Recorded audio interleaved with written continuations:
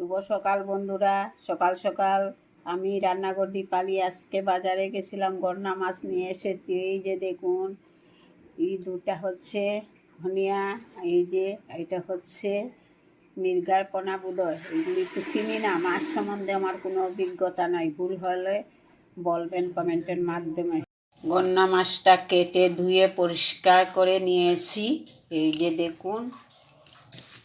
আর 3 গোটা আলু এইভাবে কেটে ধুয়ে পরিষ্কার করে নিয়েছি, তা দিয়ে একটা রেসিপি করে আপনাদেরকে দেখাবো, আলু আর গন্না মাছের রেসিপি। মাছটা ভেজে নেব, অল্প হলুদের গুঁড়া দিচ্ছি, পরিমাণ মতো নুন দিচ্ছি, দিয়ে মাছটা ভেজে নেব। চলুন দেখা যাক। কড়াইটা বসিয়ে রেখেছিলাম, গরম হয়ে আসছে, অল্প তেল দিয়ে দিচ্ছি। কড়াইয়ের গায়ে যাতে মাছ লাগে না, তার জন্য অল্প নুন দিচ্ছি। নুন হলুদ দিয়ে মেখে নিয়েছি, এবার মাছগুলো ভেজে নেব। মাছ ভাজা হয়ে গেছে, এবার নামিয়ে নেব। বেশি তাজা মাছেরও কাঁটা বের হয়, আর বেশি পচা মাছেরও কাঁটা বের হয় ভাজতে গেলে। নামিয়ে নেব, হয়ে গেছে।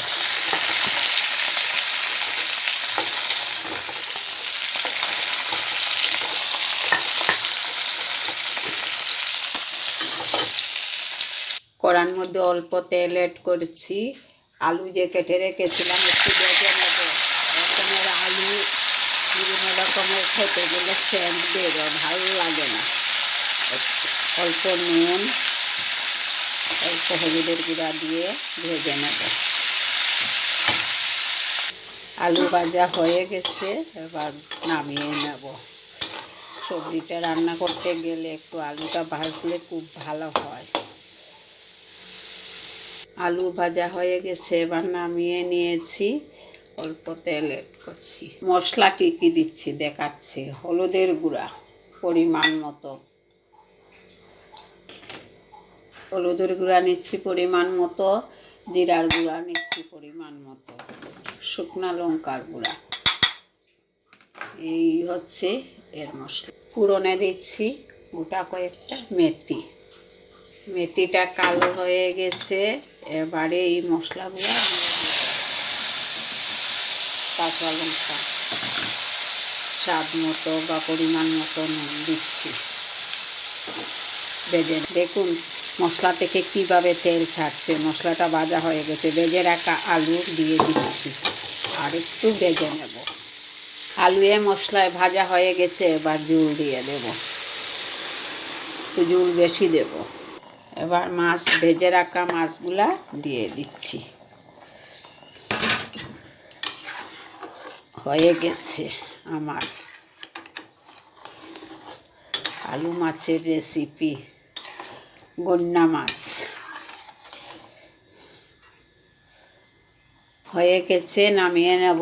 ধনিয়া পাতা দিয়ে দিচ্ছি। ধনিয়া পাতা নামানোর সময় সময় দিলে সেন্ট থাকে, লোকাল ধনিয়া পাতা, খুবই সেন্ট। কেমন লাগছে বন্ধুরা? এবার নামিয়ে নেব। হয়ে গেছে, নামিয়ে নেব। নামিয়ে নিয়েছি, দেখুন ধনিয়া পাতা, আলু আর গন্না মাছ দিয়ে রান্না করলাম। পাতলা পাতলা একটা ঝোল।